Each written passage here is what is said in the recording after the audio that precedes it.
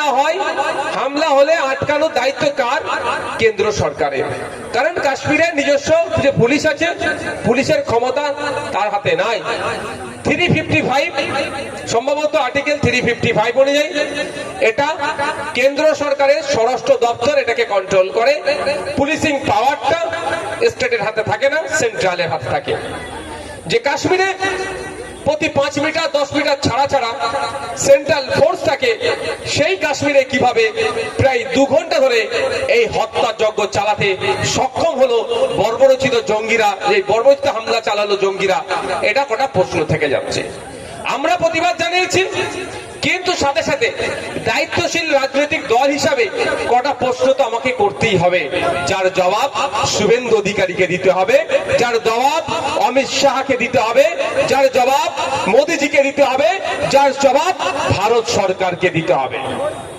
পৃথিবীর মধ্যে সব থেকে বেশি যদি কোন জায়গায় সেনা থাকে, সেই জায়গাটির নাম হচ্ছে কাশ্মীর।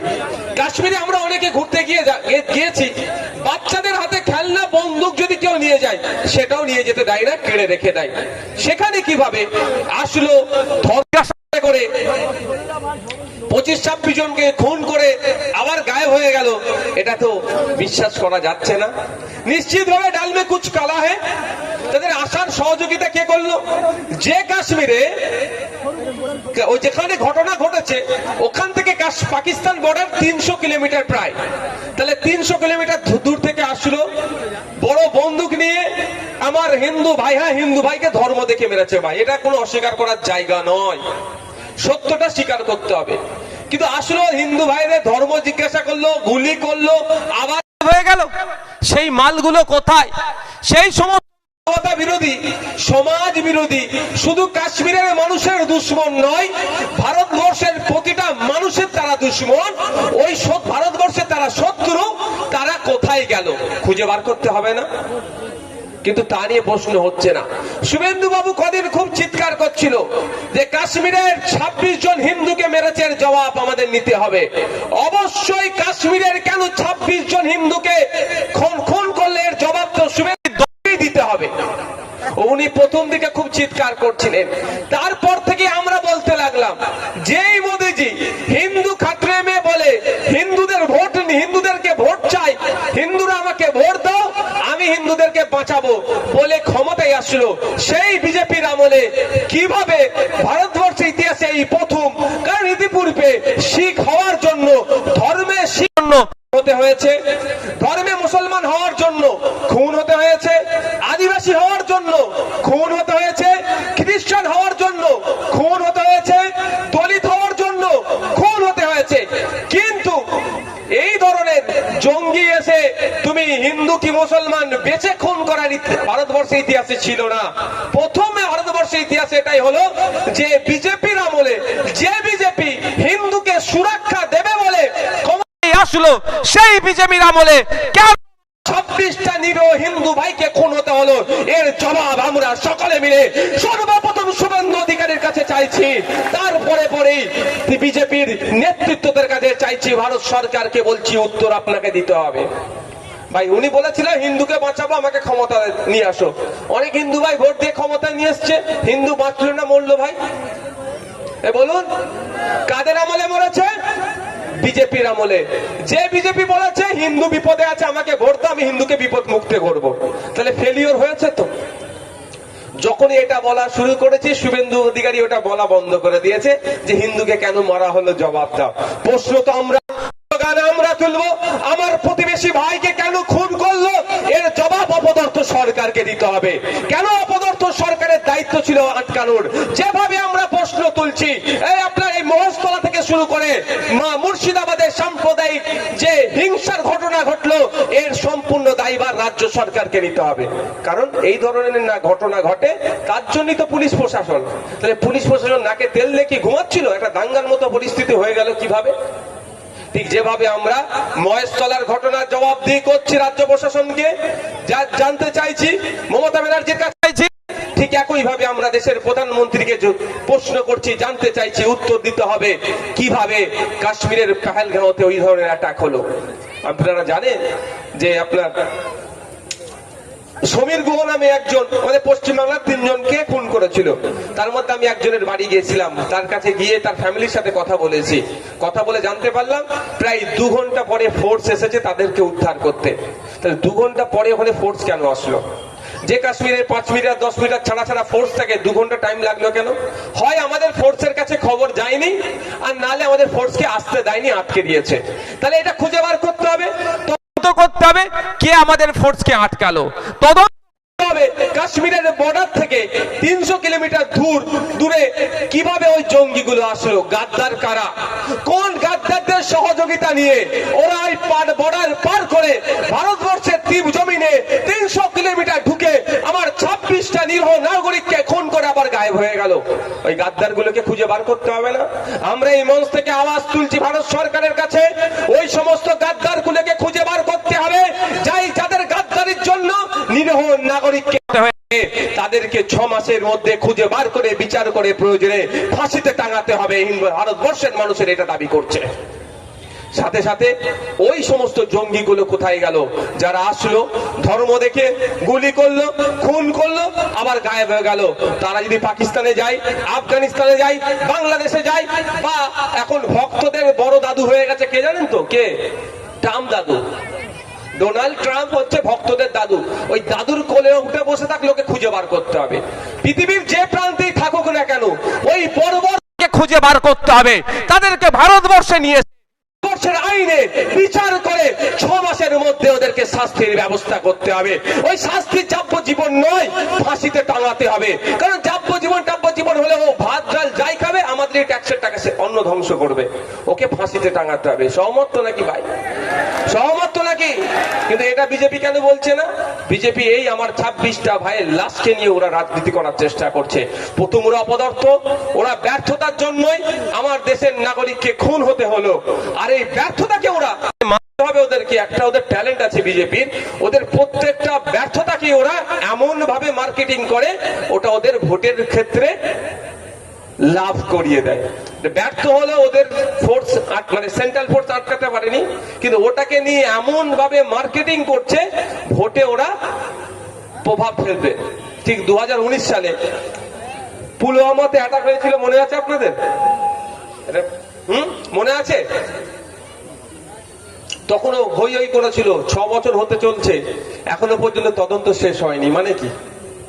কে 300 কিলো বিস্ফোরক নিয়ে এসে আমার 40টা সেনাকে শহীদ করলো, আধা সামরিক বাহিনীর লোক জওয়ানকে শহীদ করলো, এখনো তার তদন্ত শেষ হলো না।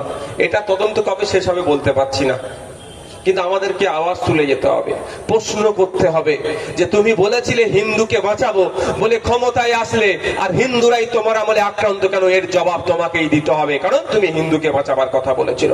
আর আমার রাজ্যে ফিরে আসুন, মুসলমানকে বাঁচাবার স্বপ্ন কে দেখিয়েছিল 2011 সালের আগে? ওয়াকফ সম্পদ ফিরিয়ে হবে, চাকরিতে মুসলমানরা বৃদ্ধি পাবে, মুসলিম মহিলারা এম্পাওয়ার হবে, স্বাবলম্বী হবে, মুসলিম ছেলেপুলে উচ্চ শিক্ষায় শিক্ষিত হবে। অনেক গল্প শুনিয়েছিল। আজকে 14 বছর এই সরকারটা চলছে, আপনারা অনেক বুথের মানুষ আছেন। আস্তে আস্তে দেখছিলাম মাইক তো অনেক দূরে লাগিয়েছে, ঠিক কাজ করেছো। অনেকে ভয়ে আসতে পারে না, ঠিক কাজ, দারুণ কাজ করে, বুদ্ধিমানের কাজ করেছে অ্যাডভোকেটকে আমি ধন্যবাদ জানাবো, একটা বুদ্ধিমানের কাজ করেছে। আর উকিল সাহেবদের তো বুদ্ধি একটু বেশি হয় আমাদের থেকে, তাই না? তো এইটা খুব ভালো কাজ করেছে। অনেকে ভয়ে আসলে চমকাবে ধমকাবে, ও বাজারে বসেই শুনছে যে ভাইজান দিচ্ছে, ওখানে হাসছে মনে মনে, ঠিক কাজ করছে। তো বাজারের মানুষ শুনছে। তো 2011 সালের আগে কি বলেছিল? মুসলমানরা বিপদে আছে, মুসলমানকে আমি বিপদ থেকে উদ্ধার করবো, আমাকে ভোট দাও। মুসলমানরা ভোট দিয়েছে, বিপদ থেকে উদ্ধার হয়েছে হলে বলবেন। আমি একটা উদাহরণ দিচ্ছি, আপনারা এত মার্কেটে মাইক আছে, আপনার এলাকায় নতুন বুথে একটা শিক্ষা প্রতিষ্ঠান তৈরি হয়েছে, কেউ বলতে পারবেন? উল্টে পশ্চিম বাংলায় 8,500 স্কুল বন্ধ হতে চলেছে। 8,500 স্কুল বন্ধ হলে ক্ষতি কার হবে? আসবার সময় মাছ বাজার দেখছিলাম, ওই মাছ বাজারে যারা মাছ বিক্রি করে তার ছেলের হবে, যে টোটো চালাই, অটো চালাই, সবজির দোকান, চায়ের দোকান, মায়েরা যারা গরিব মানুষ, যারা আর্থিক ভাবে দুর্বল, মাস টাকা 200 টাকা লক্ষ্মীর ভান্ডার আমরা নিচ্ছি, গরিব বলেই তো নিচ্ছি, নাকি বড় লোক হলে নিতাম কি? তাদের ছেলেদের ভবিষ্যৎ ধ্বংস হবে, কারণ এরাই ছেলেপুলেরাই তো প্রাইমারি স্কুলে যায়। আপার প্রাইমারি থেকে বড় লোকের ছেলেরা পড়ে, সব প্রাইভেট স্কুলে পড়াচ্ছে। তাহলে এই 8,000 8,500 স্কুল বন্ধ হলে ক্ষতি কার হবে? গরিব মানুষের হবে। আর 8,500 স্কুল যেগুলো বন্ধ হচ্ছে সেখানে দেখুন ম্যাক্সিমাম মাইনরিটি এলাকা, দলিত এলাকা, আদিবাসী এলাকায় নমশূদ্র ভাইরা যেখানে বেশি থাকে, যেখানে আদিবাসী ভাইরা বেশি থাকে, যেখানে মুসলমান ভাইরা বেশি থাকে। ক্ষতি কার করছে? গরিব মানুষের করছে। 2011 সালের আগে গল্প দেখিয়েছিল মুসলমান বিপদে আছে, ক্ষমতায় নিয়ে আসো, মুসলমানকে বিপদ উদ্ধার থেকে উদ্ধার করব। উদ্ধার তো দূরের কথা, মুসলিম মহল্লাতে পাড়ায় পাড়ায় মাতাল চাষ করে দিয়েছে। ভুল বলছি নাকি? মদের দোকান লিগাল ইলিগাল বুতে বুতে হয়ে গেছে। স্কুল শিক্ষা প্রতিষ্ঠান বুতে বুতে হয়নি, বুতে তো দূরের কথা অঞ্চলে হয়নি। তা আমাদেরকে ভাবতে হবে, একজন হিন্দু ভাইদের বোকা বানাচ্ছে আর অন্যজন মুসলমান ভাইদের বোকা বানাচ্ছে। একজন বোকা বানিয়ে ভারত দেশ চালাবার দায়িত্ব নিয়েছে, আর একজন বোকা বানিয়ে রাজ্য চালাবার দায়িত্ব নিয়েছে। যখন এই হিন্দু মুসলমান বুঝে যাবে এদের খেল, এদেরকে টেনে নামিয়ে দেবে। তবে বুঝতে পেরে যাচ্ছে কিন্তু, কারণ যে জীবনে ব্যাটে হাত দেয়নি, ব্যাট বলে হাত দেয়নি, ক্রিকেট খেলেনি, সে এখন আইসিসির টপ পোস্টে বসে গিয়েছে। আর আপনার পাড়ার হিন্দু ভাই যাকে স্বপ্ন দেখাচ্ছিল 2014 সালের আগে, তুই আমাকে ভোট দে, তোকে আমি বিপদ থেকে উদ্ধার করব, তার ব্যবসা তলানিতে চলে যাচ্ছে। এই সামনে মাঝবাজার আমি পার করে এলাম তো নাকি, মাজারের আশপাশটায় মার্কেট আছে তো, খোঁজ নিয়ে দেখুন, আপনারাই বলুন না যত দিন যাচ্ছে আপনাদের বিজনেসের উন্নতি হচ্ছে না অবনতি হচ্ছে? এটা বলুন আপনারা। পেছন দিকে যাচ্ছে বিজনেস, আমি দায়িত্ব নিয়ে বলছি। এখন খাটতে হচ্ছে বেশি, শ্রম বেশি দিতে হচ্ছে, মজুরি কম পাচ্ছে। একটা সময় যে ব্যবসাটা ছিল এখন কম্পিটিশন বেড়ে গেছে, এখন লাভ কম হচ্ছে, সময় বেশি দিতে হচ্ছে। ভুল বলছি নাকি আমি? কিন্তু দেখুন, আপনাকে বিপদ থেকে উদ্ধার করবে বলেছিল 2014-তে। আমি মুসলমানদের পাটটা রেখে দিচ্ছি, আমি হিন্দু ভাইদের পাটটাতে আসি আগে। তো বলুন, আপনার পাড়াতে বা এখানে অনেকে আছে, রাম কাকার ছেলেটা 2014 সালের আগে যে অবস্থায় ছিল, এখন দেখুন তার থেকে খারাপ অবস্থায় চলে গেছে। আর অমিত শাহজির ছেলেকে দেখুন, জীবনে ব্যাট বলে হাত দেয়নি, আইসিসি চেয়ারম্যান হয়ে গেছে। এই হিন্দুকে বাঁচাতে এসেছিল। আমার পাড়ার হিন্দুটা ক্রমশ পিছিয়ে যাচ্ছে, আর যে নেতা হিন্দুকে বাঁচাতে এসেছিল সেই নেতার ছেলের ব্যবসায় 15,000 গুণ বৃদ্ধি পেয়ে যাচ্ছে। তাহলে হিন্দুকে বাঁচাবার নামে নিজের বিজনেসটাকে ঠিক এগিয়ে নিয়ে চলে গেল। আর 2011 সালের আগে আমাদের প্রিয় চোখের মনি আর যা পারবে সব লকআপ লাগিয়ে দিচ্ছ, লাগাও। যখন বলবে বুঝবে চাচা বেলা হলে, বুঝতে পারছেন না এখন কি করছে? ধর্মনিরপেক্ষ দেশ, কোন ধর্মের মানুষকে এইভাবে কাজ করা যায় না। এখন উনি জগন্নাথ ধামের প্রসাদ বাড়িতে বাড়িতে পাঠাচ্ছে। এবার ধর্মনিরপেক্ষ ভারতবর্ষ এটা। কালকে কোন মুখ্যমন্ত্রী যেতে বলে কুরবানির গরুর গোশত বাড়িতে বাড়িতে পাঠাবো, এটা মেনে নেবে কি? উচিত হবে? হবে কি? কোনোদিন হবে না এটা। কারণ কুরবানির গরুর গোশত সবাই পছন্দ করে না। অনেকের ধর্মীয় বিশ্বাস এর কথা বলবো না, ধর্মে অনেক চর্চা আছে, বিতর্কে আমি যাবো না। অনেকে গোমাংস খায় না, কারণ ওটা একটা ধর্মীয় ব্যাপার থাকে। আবার কুরবানি দিলে পাঠালে আরো বেশি ব্যাপার, ধর্মীয় ব্যাপার। নিয়ে যাবে কি কেউ? উচিত হবে কি? ঠিক যেমন ওটা উচিত হবে না, তাহলে মুসলিম, হিন্দু, খ্রিস্টান, জৈন বিভিন্ন ধর্মের মানুষ পশ্চিমবাংলায় বাস করে, আপনি প্রত্যেকের বাড়িতে প্রসাদ পাঠাচ্ছেন কি করে? বুঝতে পারছেন না? এই ব্যর্থতা ঢাকার জন্য এই কাজ করছে, ব্যর্থ হয়েছে। 2011 সালের আগে পশ্চিমবাংলার প্রত্যেকটা নাগরিকের মাথা পিছু 12,000 টাকা ছিল, আর 2025 সালে প্রত্যেকটা নাগরিকের মাথার উপরে 60,000 টাকার বেশি ঋণ হয়ে গেছে। ও কালকে তো ক্ষমতা থেকে চলে যাবে, বাংলাটাকে ধ্বংসের দিকে কে নিয়ে যাচ্ছে। এবার আপনি বলবেন আপনার মাথা ঋণ কেন? আমের বয়ে গেছে, বাড়লো ঘোড়ার ডিম। আপনি জানেন না এই দামের মালের দাম বাড়বে, ওখান থেকে ঋণ মুকুব করানোর জন্য তোলা হবে। অর্থাৎ আপনি সরষার তেল কিনবেন আজকে 100 টাকা কিলো, কালকে 150 টাকা হয়ে যাবে, কারণ এই যে 50 টাকা তুলছে হয়তো ঋণ মুকুব করবে। তাহলে ক্ষতি কি হবে? আপনারা হবে। 2011 সালের আগে গল্প দেখিয়েছিল হিন্দু মুসলমান বিপদে আছে, মুসলমানরা ঢালাই ভোট দিল। মুসলমান কি বিপদ মুক্ত হয়েছে? আপনারা বলুন বিপদ মুক্ত হয়েছে? আরো বেশি বিপদের দিকে চলে যাচ্ছে। এখন তো মাদ্রাসা মসজিদের জায়গা কেড়ে নেবে বলছে, আর রাজ্য সরকার বলছে বরঞ্চ উল্টে কি বলছে, যে পশ্চিমবাংলায় প্রতিবাদ করবে আমি তার থেকে বড় শত্রু আমার থেকে আর কেউ হবে না। উল্টে আমার বিপদে পাশে দাঁড়ানো তো দূরের কথা, আমি বিপদকে ঠেলে দিচ্ছে বকলমে, সেই বিজেপিকে এরা সাপোর্ট করছে। 2011 সালের আগে মুসলমান বিপদে ছিল, মুসলমান ভোট দিলেন। 2011 সালের আগে একজন 100টা চাকরি করলে 4টে মুসলমান খুঁজে পেতেন। আর এখন বিপদ উদ্ধারের নামে 100 জন সরকারি কর্মচারী থাকলে একজনকেও খুঁজে পাবেন না। আপনার বিপদ উদ্ধার করে দিয়েছে। মানে আপনাদের চাই না যে সরকারি চাকরি করে কি করবে তোমরা, হ্যাঁ সব টাইম টু টাইম অফিস যেতে হবে, ফিরতে হবে, ওসব কষ্ট করে লাভ নেই। তোমরা ঘরে বসে থাকো, মাচাতে বসে বোম মারামারি প্র্যাকটিস করো। বুঝতে পারতে খারাপ লাগছে নাকি? আর যে আপনাকে 2011 সালে বিপদ থেকে উদ্ধারের গল্প শুনিয়েছে, আমেরিকায় চোখের ট্রিটমেন্ট করতে যাচ্ছে। শোনা কথা সোশ্যাল মিডিয়াতে দেখলাম, যেখানে উনি ট্রিটমেন্ট করতে যায় শুনেছি নাকি 1 কোটি টাকা শুধু ফিজ নেয়। ঔষধ দূরের কথা, আমরা তো ট্রিটমেন্ট করতে যাই, হ্যাঁ ফিজ দিতে হয় না, 250, 300, 500। তবে আমিও চাই এটা একটা লিমিট হওয়া দরকার। কাউকে 1000 টাকা ফিজ, 800 টাকা ফিজ, 700 টাকা ফিজ গরিব মানুষ কোথা থেকে পাবে? এটাও একটা প্রাইভেট হবে। একটা বিল অবশ্য এসেছে, ক্লিনিক্যাল এস্টাবলিশমেন্ট অ্যাক্ট। আমার বলার পরে একটা কিছু বুঝে গাধা পানি খাবে কিন্তু একটু গুলিয়ে খাবে, বলার পরে একটু ঘুরিয়ে ঘাড়িয়ে নিয়ে এসেছে West Bengal clinical establishment act 2025।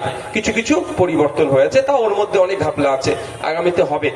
যাক, আমরা ভোট দিলাম জন্য, আমার চোখের অপারেশন করার জন্য মেদিয়াপুরে আমি গেলাম, এমন ভুল ট্রিটমেন্ট হলো আমার চোখ নষ্ট হয়ে গেল। আর আমি যাকে নিয়ে আসলাম, যে আমাকে বললো তোকে আমি বিপদ থেকে উদ্ধার করবো, তার দ্বারাই আমার চোখ নষ্ট হয়ে গেল।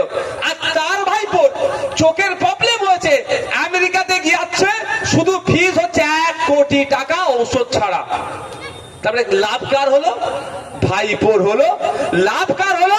ওনার ছেলের হলো। আমার ভাইপো আমার ছেলের আমরা লাভ করতে পারলাম না। তাই সময় এসেছে 2026 ইলেকশন, আমরা আমাদের ছেলের কথা ভাববো, আমরা আমাদের ভাইপোর কথা ভাববো, আমাদের বাচ্চাগুলো স্কুলে গেলে যাতে টিচার পাই তার কথা ভাববো, আমরা হসপিটালে গেলে ফ্রি ট্রিটমেন্ট ঔষধ যাতে পাই তার কথা ভাববো, আমরা শ্রমের যাতে সঠিক মূল্যায়ন হয় তার কথা ভাববো। শুধু 1000 টাকার লক্ষ্মীর ভান্ডার দিয়ে আমার মায়েদেরকে বোঝানো যাবে না। মায়েদের বলছি 1000 টাকা লক্ষ্মীর ভান্ডার দিচ্ছে, আর আপনার ছেলের ভবিষ্যৎ ওই হাতেই মমতা ব্যানার্জি সরকার দাফন করে দিচ্ছে, দাহ করে দিচ্ছে। আমরা যারা আছেন, বাজারের মাইক লাগিয়েছে, অনেক আওয়াজ যাচ্ছে, সকলকে বলছি আজকে বাড়ি যাবেন, যারা আপনার বাচ্চাগুলো যারা প্রাইমারি স্কুলে যাচ্ছে তাদেরকে ডেকে বসাবেন। ক্লাস 4 এর ছেলেকে অঙ্কের বইটা খুলে দেন। 4-5 মাস তো ক্লাস হয়ে গেছে নাকি? অনুশীলন 1, যেটা প্রথম অনুশীলনের অঙ্কের বইটা খুলে দিয়ে অঙ্কটা করতে বলুন। আমি চ্যালেঞ্জ করে যাচ্ছি এই হাড়োয়ার, যার নাম কি, এই মল্লিকপুরের মাঠ থেকে চ্যালেঞ্জ করে যাচ্ছি, 100টা ছেলেকে ট্রাই করবেন, 90টা ছেলে দেখবেন ওই ক্লাস 4 এর তার ক্লাসের অঙ্কের অনুশীলন একটাই করতে পারবে না ঠিক করে। কিন্তু মা আপনার হাতে 1000 টাকা মাস গেলে 1200 টাকা গুঁজে দিচ্ছে, আর কি বলছে, দিদি আছে বলেই পাচ্ছে। যে হাতে আপনাকে 1000 টাকা দিচ্ছে, ওই হাতেই আপনার ছেলের ভবিষ্যৎ কিন্তু এই সরকারের গলাটা টিপে দিচ্ছে। আজকে বাড়ি যাবেন, ক্লাস 5-6 এর বাচ্চাকে ডাকবেন, পেন খাতাটা দিয়ে বলবেন তোর নাম, তোর বাপের নাম, তোর ঠিকানা, কোন ক্লাসে পড়িস, কোন স্কুলে পড়িস, এটা ইংলিশে লিখে দে। এটা তো বড় কিছু ব্যাপার নয়, এটা স্বাভাবিক ব্যাপার। যদি 100টার মধ্যে 90টা না ফেল করে, আমি বক্তব্য দিয়ে ছেড়ে দেবো, আমি রাজনীতি ছেড়ে দেবো। আমি এত বড় চ্যালেঞ্জ করছি। কার ক্ষতি করছে? বড় লোকের ছেলে, নেতার ছেলের ক্ষতি হবে? নেতার ছেলের ক্ষতি হবে না, লাঠিয়ালের ছেলের ক্ষতি হচ্ছে। এটা যারা মারামারি করছেন, সেই শুভেন্দু কথা শুনে ধর্মীয় স্লোগান তুলে অন্যজনকে মারছেন, বা তৃণমূলের কথা শুনে জয় বাংলা দিয়ে অন্যজনকে মারছেন, তাদের ছেলের কিন্তু আর যারা আমরা 1000-1200 টাকা দিচ্ছে ছাড়বেন না। আমি তো ভাই মায়েদেরকে 5000 টাকা দেওয়ার পক্ষে, 1000-1200 পক্ষে নয় ভাই। এই লক্ষ্মীর ভান্ডার যেটা বলছে, আমি 5000 টাকা মায়েরা মাসে পাক তার আমি পক্ষে। 1000 টাকায় কি হবে? হ্যাঁ, তার পরিবর্তে অল্প কিছু মায়েরা কাজ করুক, সেটা আমি চাই। কিন্তু 1000-1200 টাকা দিচ্ছে আর ভবিষ্যৎ গুলো ধ্বংস করে দিচ্ছে। আপনার ছেলেকে আপনি ঢাক কাজ করান, 4টে মুরগি পোষেন, গরু পোষেন, ছাগল পোষেন, বিক্রি করে মাসে মাসে টাকা দিচ্ছেন, ফিস দিচ্ছেন, পড়াশোনা করলেন, আপনার ছেলেকে বড় করলেন, মেধাযুক্ত হলো, আপনার ছেলে পরীক্ষায় পাস করেছে, আপনার ছেলে চাকরি পাচ্ছে না কেন? আপনাকে কিন্তু 1000 টাকা মাসে মাসে দিচ্ছে। আর যার ছেলে যুক্ত অক্ষর বানান করতে পারেনি, 15 লাখ টাকা মেরে দিচ্ছে, চাকরি পেয়ে যাচ্ছে। তাহলে হাজার আপনার হাতে দিচ্ছে, আপনার ছেলের ভবিষ্যৎ কিন্তু ধ্বংস এই সরকার করছে। সেইভাবে তো 26,000 যে চাকরি বাতিল হয়েছে, এটা কাদের দোষ? সম্পূর্ণরূপে এখানে দাঁড়িয়ে বলে যাচ্ছি, আমি যদি ভুল বলি আমাকে মামলা দিতে বলবেন মমতা ব্যানার্জি সরকারকে। পুলিশকে একবার দালাল বলেছিলাম, তাই মামলা দিয়ে দিয়েছিল আমাকে। দালাল পুলিশকে দালাল বলেছি, আবার যে পুলিশকে স্যালুট করার দরকার সেই পুলিশকে আমি স্যালুট করি। দালালকে দালাল বলবো না ভাই? ওকে যতবার আমি দেখতে পাবো দালালি করতে, ততবারই ওকে দালালি বলবো আমি। তাতে আমাকে যদি যতদিন ইচ্ছা জেলে রাখতে বলে জেলে রাখ, আমি তো জেল থেকেও দালাল বলবো ওকে। আমি দালালি করলে আমি দালাল বলবো, নিরপেক্ষ থাকলে তার হয়ে লড়াই করবো। অমিতাভ মালিক যে দার্জিলিং এ তাকে গুলি করে খুন করেছিল, তার পক্ষ নিয়ে আমরা কথা বলেছি, তার হয়ে আমরা কথা বলেছি। আমরা বারবার বলি আমাদের ওয়েস্ট বেঙ্গল পুলিশকে ও আপনার বুলেট প্রুফ জ্যাকেট দেওয়ার কথা আমরা প্রথম তুলেছি পশ্চিম বাংলাতে। তাহলে পুলিশের জন্য তো আমরা কথা বলি। পুলিশ আমাদের সামাজিক বন্ধু, পুলিশ আমাদের শত্রু নয়। কিন্তু যে পুলিশ দালালি করে তাকে আমরা দালাল বলবো। যাক, যে বিষয়ে বলছি, এই যে 26,000 চাকরি বাতিল হয়েছে, সম্পূর্ণরূপে রাজ্য সরকার দায়ী। দুর্নীতি করেছে কাউকে টাকার বিনিময়ে বা অন্য কোনো মোবাইলটা দাও, অন্য কোনো কিছু বিনিময়ে, কারণ অন্য দাও না, তোমার তো ভিডিও চলছিল, টাইমটা দেখবো আমি, কারণ ঘড়ি একটা তো ঘড়ি দাও, একটা ঘড়ি দাও। অন্য কিছু অবৈধ পন্থার বিনিময়ে চাকরি হলো, আর আপনার বাড়ির ছেলেগুলোর কি হলো? চাকরি বাতিল হয়ে গেল। কিন্তু 1000 টাকা 1200 টাকা টাইম টু টাইম পেয়ে যাচ্ছেন। কিন্তু আপনার ছেলে যেটা মাস গেলে যে 30, 35, 40 হাজার টাকা ইনকাম করার যার ক্ষমতা ছিল, আপনাকে মাস গেলে 1200 টাকা, বছর গেলে বা মাস গেলে 1000 টাকা, বছর গেলে 1200 টাকা, 12,000 টাকা দিয়ে তার ভবিষ্যৎ ধ্বংস করে দিচ্ছে। যে মাস গেলে 36,000 ইনকাম করবে, তার ভবিষ্যৎটা আপনার হাতে 1000 টাকা দিয়ে ধ্বংস করে দিচ্ছে। তাই মায়েদের বলবো, আজ চিৎকার করতে হবে, আওয়াজ তুলতে হবে, আওয়াজ তুলতে হবে যে এই 1000-1200 দিয়ে ভুলে গেলে চলবে না। 26,000-এর মধ্যে 5,004 জন মতো বৈধ শিক্ষক আছে, অবিলম্বে তাদেরকে স্কুলে পৌঁছানো হোক, এবং গ্রুপ ডি গ্রুপ সি এর মধ্যে যারা বৈধভাবে আছে তাদেরকে স্কুলে পৌঁছানো হোক। এই আওয়াজটা মা বাপ ভাই একসাথে তুলতে হবে। কারণ যারা বৈধ পন্থা অবলম্বন করে চাকরি পেয়েছে, তারা আজকে তাদেরকে আবার নাকি বলছে আবার নতুন করে এক্সাম দিতে হবে। এই নিয়ে অনেক বিতর্ক। তারা একটা শুধু রাজ্য সরকারকে একটা কথা বলছে, 1 মাস এই ফর্ম ফিল আপটা পিছিয়ে দেওয়া হোক। তাও রাজ্য সরকার কর্ণপাত করছে না। তাদের দাবিকে আমি সমর্থন করি। আমি রাজ্য সরকারকে বলেছি, আজকেও বলছি যে তাদের দাবিটা মেনে 1 মাস ফর্ম ফিল আপটা পিছিয়ে দেওয়া হোক।